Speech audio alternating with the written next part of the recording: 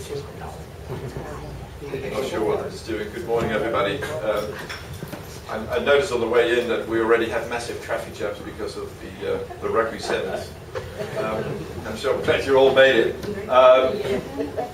And I was also asked this morning, so why is this topic not as, why do we don't see as many faces as you saw before for the police station and the West Kowloon development? And I don't have an answer, but I think that when things are very immediate and projects are very identifiable, people can associate with it. It's the same like a headline in a newspaper, or it's the soundbite issue. And the Pearl River Delta as a whole, of course, is not a soundbite. There's a massive issue, and it's a very long story. And so that's why maybe not people are so interested in it immediately. But I think it's extremely important for all of us.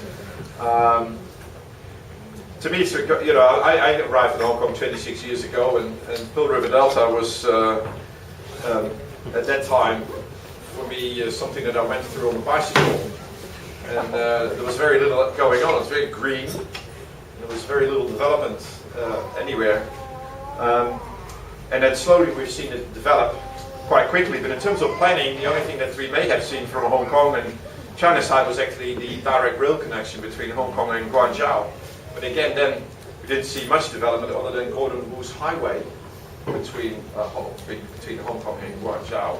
It didn't seem that there was much of a development. And then come 97, we kind of expected that there was going to be more of an integrated plan between Hong Kong and the Pearl River Delta. And again, that didn't really take off for a few years. There was kind of a ban on the word of cooperation, where Hong Kong and China were not supposed to cooperate. The first few years after the handover, anything that sounded like working together, cooperation, that was not supposed to be done at that time. Things have changed, of course, somewhat, but it only took this January was the first kind of a plan of the Pearl River Delta that was published. That was actually where people were consulted on. That it was an invitation from the Hong Kong Planning Department for people to come and join in a discussion about the PRD Bay plans. And everybody went there, and everybody then was an outcry that China was telling Hong Kong how to do their planning. Hong Kong was losing their autonomy. But I'm not sure that was a fair outcry. But maybe there is something in it. So today we have invited a number of speakers to come and discuss this kind of like planning of the Pearl River Delta, not just the Bay plan. And it will be, and I mentioned that the people that are here, KK Ling of the Planning Department, who came walking over from his home, I think, this morning. He will be speaking. He's the director. He's an deputy director of planning at the Planning Department, and has been very much involved in a lot of the discussions with his counterparts in the Pearl River Delta, and is looking after this side of the plans here. I had a pre-conversation with him this week, so I have some questions ready for him, but I know he's going to have trouble answering. So. Christine Lowe has joined us. Of course, she's the CEO of Pacific Exchange, and she's also a director of Designing Hong Kong. And Christine will give her perspective on how she sees the plans and the various issues related to planning the Pearl River Delta as a whole, Hong Kong and China and the mainland working together into one. A good friend of mine, Ralph Bishop, who I've had to be very respectful to because he lives in my district in Pok Fulam, so I can't say anything, can't give him any nasty questions, otherwise I'll lose his vote. But he lives in, I know Ralph because Ralph, over the many years that we've been active as Designing Hong Kong, we always got messages from Ralph, and he's always been writing for the SNP, and he's been contacting us always with stories about transport issues related to the Pearl River Delta. And as I got to know Ralph better and better, he's a businessman who has been traveling the whole of the Pearl River Delta for many, many years, and probably more than anybody else in the room. He probably knows every road, street, bus route, ferry route, there's a rail line, rail service in the Pearl River Delta, and has some really good insight in what works and what doesn't work. And he has been able to give us always good comments and input that we've been able to use in some of our work. So Ralph will be here. Then I have to introduce Mr. Ip and Michael Moe. who've been quite critical in recent communications after the Pearl River Delta Bay Plan came out, and I'm sure that they will be equally critical today on some of the issues. And so they give a counter perspective, I think, a quite interesting one. But I think the best way to start off is to ask KK and give us the planning department view. My suggestion to KK was to take a broad perspective and assume that we don't know anything.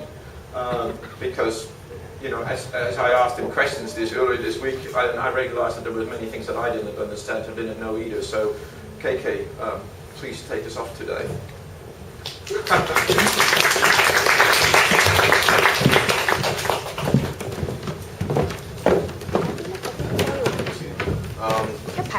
Good morning, everybody. Paul promised me this morning can be very, very informal and permitted me to do some morning hiking before I come to this forum. This morning, I think two challenges to me. There are two very important challenges to me. The first challenge is that I need to speak to Paul's baby girl on this very boring subject. And the second challenge to me is that I need to preach to a bishop. So for these two things, I haven't been done before. That's my topic. Outline. Well, perhaps what we need to do is to understand some terminology. When we talk, there are sometimes that can be very confusing. When we talk about Pearl River Delta, it means that the cities, the land within Guangdong Province, the Delta land within Guangdong Province, without counting Hong Kong and Macau. And when we talk about the Greater Pearl River Delta, then Hong Kong and Macau entered in. So sometimes there may be confusing, and there are some other terms called Pearl River Delta, the Pan Pearl River Delta, this sort of thing, and I would not like to confuse you with all these terms, but when we talk about the Greater Pearl River Delta region, it means the line Pearl River Delta cities plus Hong Kong and Macau. The Bay Area in of the Pearl River Delta region refers to Hong Kong, Macau, plus 17 districts of 5 cities. These 17 districts are just abutting the water, the bay, the Pearl River Bay. So that is the core part of the Greater Pearl River Delta. There has been lots of socio-economic integration, and I believe everybody would be very familiar with that. And just as an illustration, the very close interaction between Hong Kong and the Pearl River Delta is that that can easily be reflected in the land-based cross-boundary passenger and vehicle trips. Because if we want to get into the mainland, then geographically we must get through Shenzhen, at least at the moment. So, and you can easily see that, do I have a cursor anyway? The daily passenger flow between Hong Kong and Shenzhen in the year 2000 is about 2.78 million, and it increased in 10 years' time, almost double. Thank you. From here to here, almost double. And the trips of vehicles also increased very significantly, though in the better give up this. Indeed, in the current years, we saw very rapid increase in private car and some slow increase in lorries and container trucks. So these figures can easily demonstrate to us the very close relationship between Hong Kong and the Pearl River Delta. And the people, the Hong Kong people living in the mainland also increased very significantly.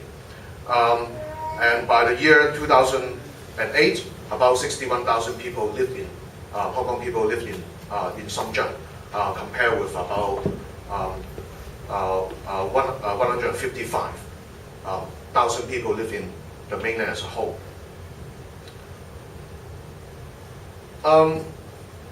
Well, this sort of very close socio-economic interaction called for some more institutionalized cooperation between Hong Kong and the Pearl River cities. On economic integration, of course, all of you may understand or are aware of the so-called front shop bed factory. The Pearl River Delta factories has been producing a lot of goods, and many of these factories are in fact invested by the Hong Kong industrialists. And Hong Kong is the link to the global market of all this industrial base.